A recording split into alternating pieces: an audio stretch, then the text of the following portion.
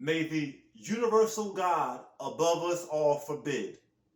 But if we were ever to be diagnosed with cancer, what would be our response, our reply, and what would our doctors, primary care physicians, and oncologists be telling us or be pushing for us to do? And here in America, seemingly there is a one-stop shop, one-size-fits-all remedy for all cancer patients. And that consists of chemotherapy and or radiation and chemotherapeutic pills, which have similar side effects to the chemotherapy and to the radiation. And when we understand and consider the fact that the number 2 leading cause of death in America is cancer, and that the life expectancy for chemotherapeutic patients is about 4 to 5 years, we begin to look at the practice of medicine concerning cancer in America with a great deal of skepticism. No, I am not a doctor, but I do have 3 years of documentation surrounding a 4th stage colon cancer patient and herbs and mushrooms which were administered unto the patient at the time of chemotherapy.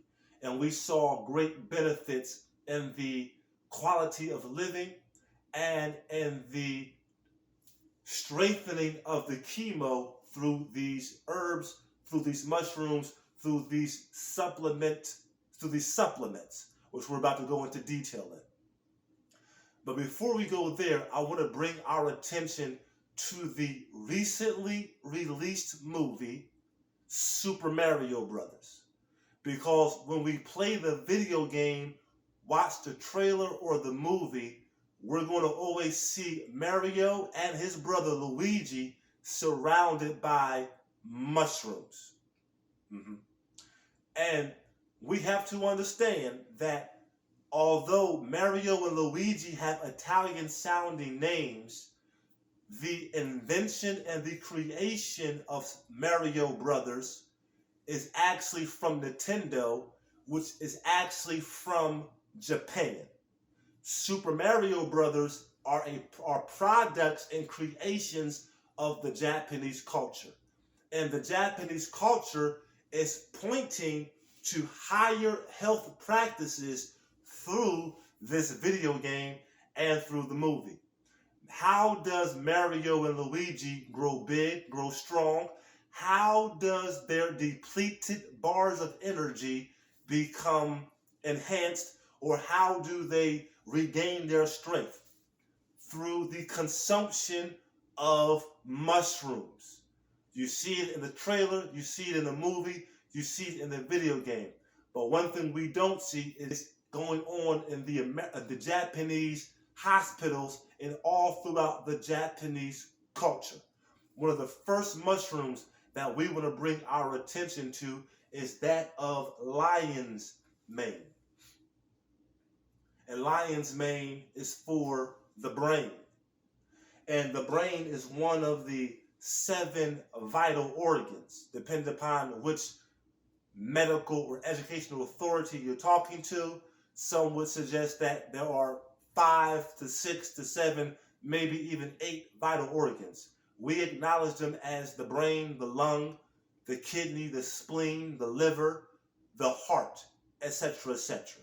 Okay? But the brain being one of them, and one of the things on this earth for higher brain function, for higher cognition, for quicker mental recall, to help eliminate stroke, tumors, Alzheimer's, overall forgetfulness, we would strongly suggest lion's mane mushroom. Another mushroom which comes up to our focus of attention as we discuss Japan and how they treat cancer in comparison to America would be that of the cordyceps mushroom. The cordyceps mushroom is also another very powerful mushroom. It does for the lung what lion's mane does for the brain. The cordyceps protects the lung if someone has a chronic cough, if they are suffering from mucus all in their lungs. And we just had wildfires coming from, well, this was reported. I don't know how true this is. I'm saying it was reported. Wildfires coming from Canada. And they filled up much of the Northeast with the smog and the fog almost blotting out the sun.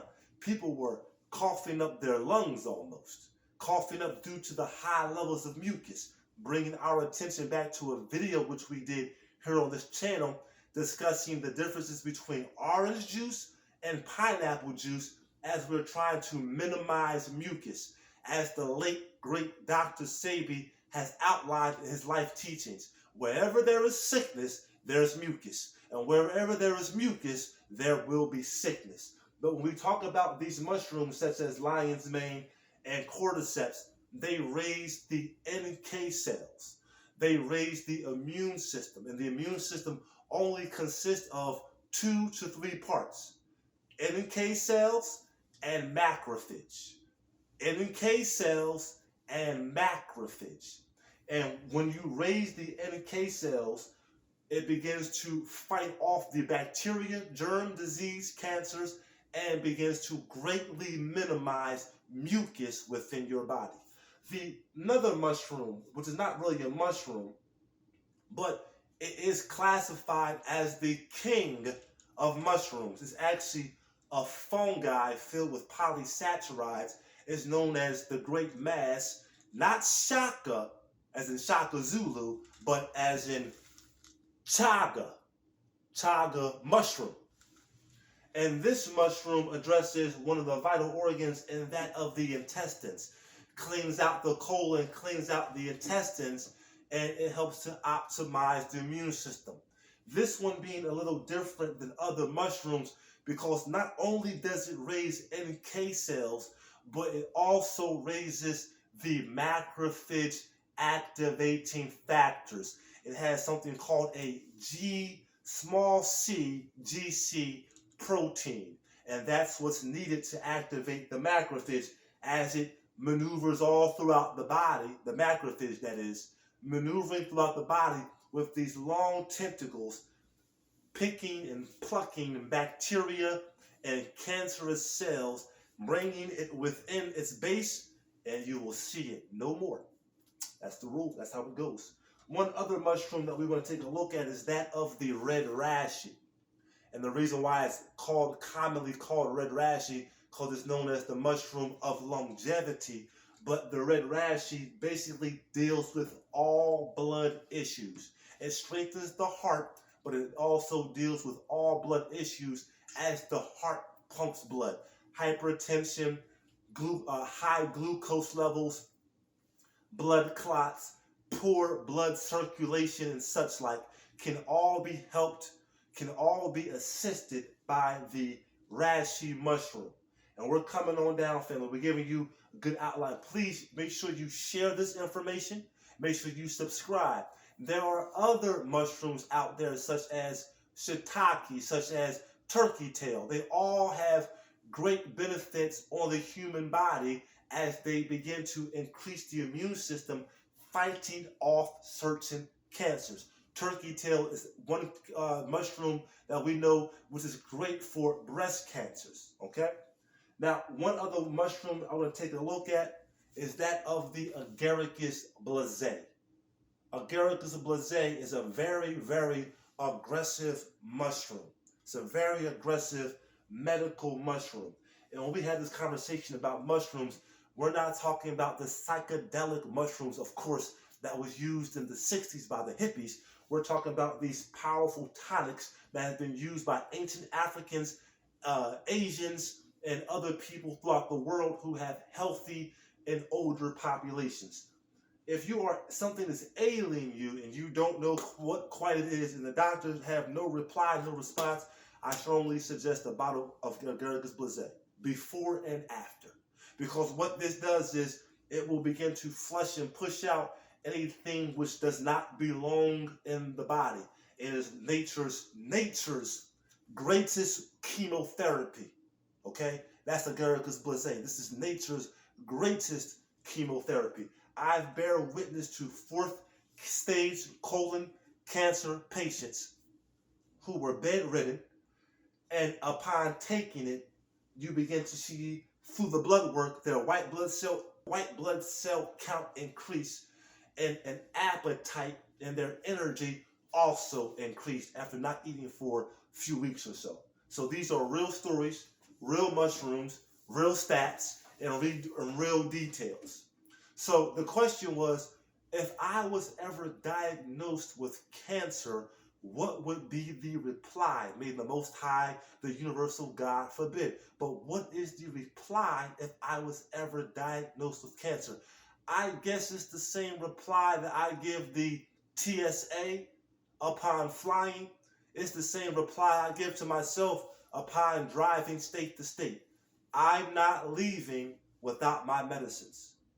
I can't leave. I will not leave this country without my medicines. Because if I get sick, the trip simply won't be worth it.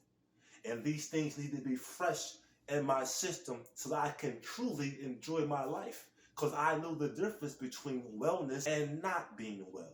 Okay? So this is why these things are very important.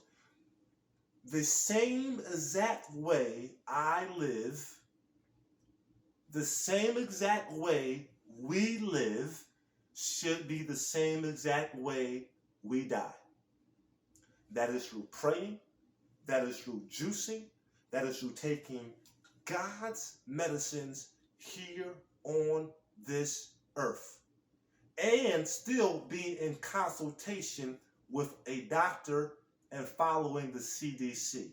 But there may come a time where you may have to cut ties. I'm just being real. Because the reason why that is because they'll keep you on chemotherapy for all of your days until you can't take it no more. I tell people just like this, your doctor is not trying to kill you. Let's be clear on that. There's no profit in your death. Chemotherapy is one of the most expensive practices within the medical world. This is where many doctors get much of their money from chemotherapy and from the Department of Oncology. So I repeat, your doctor is not trying to kill you, but at the same time, your doctor is not trying to heal you either.